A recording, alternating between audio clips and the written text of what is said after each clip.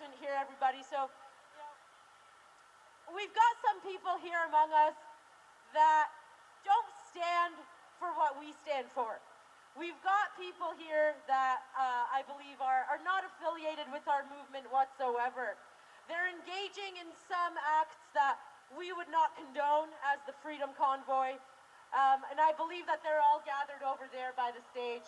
So for all of you peace-loving Canadians that are here gathered for our values of love, diversity, unity, and inclusivity, we'd like you to stay here with us with the Freedom Convoy movement, because we are not affiliated with whatever's going on over at that stage.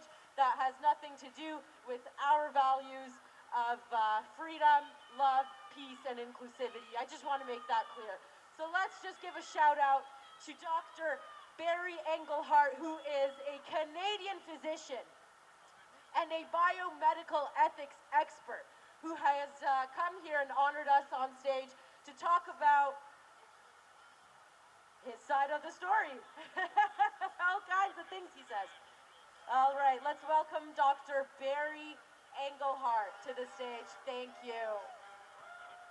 Hi, yeah, it's Barry Englehart. Thanks for coming out today. It's getting a little colder out.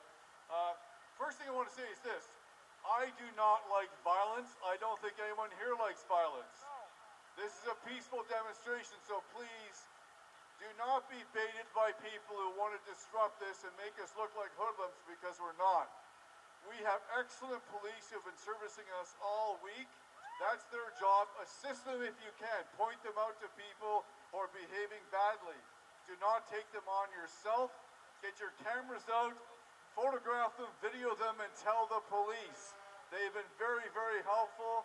Do not let people disrupt what we're doing. Thank you for that.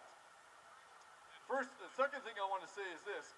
We've been told to follow the science, and, asking questions is not anti-science. Asking questions is science. If we're going to do ethics, we ask questions. There's an expression in ethics we use, there is no view from nowhere. We all have a bias. And the way we get past our biases is we ask questions. And we welcome people with different perspectives, different points of view, because none of us ever has all the answers. So I sincerely want to ask anyone who wants to engage with me respectfully and help educate me with a different perspective in science or in ethics, please do so. I'm searching for the truth like everybody else is. I can learn from everybody. And when we respectively dialogue together, that's how we get closer to the truth and becoming better people and a better country. Does that make any sense? Yeah! Let me give you a little analogy of kind of what's been going on. So imagine that there's a toxin leaking from the Earth's surface, and we've been told that it's lethal to everybody on the planet. So someone really smart says, look, we've built some brand new rockets and we've all got to go to Mars. So we all start lining up with all these rockets, and someone says, okay, so tell me about these rockets. How good are they? Because Mars is a long way away. And someone says, well, we've never actually had a successful launch, but trust us, get on the rocket. Now look, I'm not saying there won't be some people who are high risk from this toxin who might want to take their chance getting on the rocket, and good for them. But those of us who can't get on the rocket right away or are a little bit nervous about getting on the rocket might say, while I'm waiting for my seat to open up, maybe I'm going to do a little more research about exactly how bad this toxin really is. Or maybe we can find something other than leaving the planet to fix this toxin problem. Or maybe if we do have to leave, we should use some rockets that we've used before, rather than trying rocket ships that have never been tested before. You see where I'm coming from? Now look, if you want to take the vaccine, I have given thousands of vaccines in my lifetime, okay? So I'm not against vaccines. I've been fully vaccinated in the past, okay? So I'm a big believer in vaccines. But if you're not a believer in vaccines, that's okay.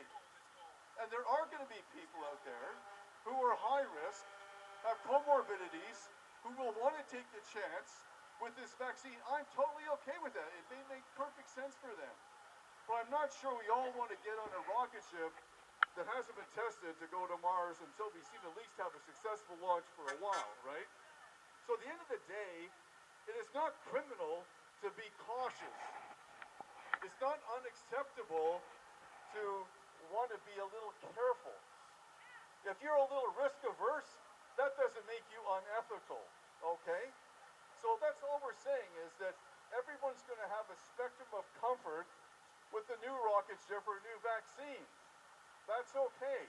That's okay. And we have to respect that unless we're absolutely convinced that everyone's going to die of a toxin on the planet and we've all got to get on the rocket ship to Mars. I'm not sure that's the situation that we're in. And finally, I've been thinking about the politicians saying that the truckers should just go home. And I kind of thought to myself, you know, be careful what you wish for, because sometimes it comes true. Now, I'm not a trucker, but I'd be very proud to be a trucker, believe me. And if I were a trucker, I'd be thinking, that doesn't sound very friendly to me. Why do they want me to go home? You know what? Maybe I should go home. If I were a trucker, I might say, you know what, I'm going to go home and I'm going to sit in my favorite easy chair, put my feet up, crack open a cold one, and I'm just going to sit at home. And we'll just see what happens. Now, I'm not a trucker, but I'm thinking, I kind of like eating. Kind of wonder what I'm going to eat if the truckers have been staying at home for a week. Wondering how I'm going to get my favorite beverage when the truckers are no longer moving my beverages across Canada.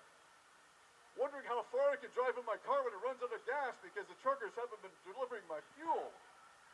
Wondering what's going to happen when my toilet breaks down and I go to the hardware store and there aren't any parts there because the truckers haven't been bringing them. It could get a little uncomfortable if I can't eat and drink and go drive in my car and go to the bathroom.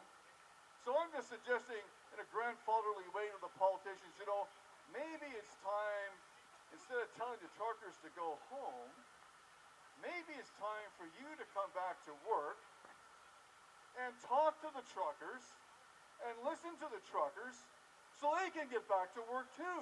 Does that make any sense? Yeah! Yeah, that makes a lot of sense, right? So, you know, in a democracy, what we're supposed to do when you're an elected official is you're supposed to listen to your constituents.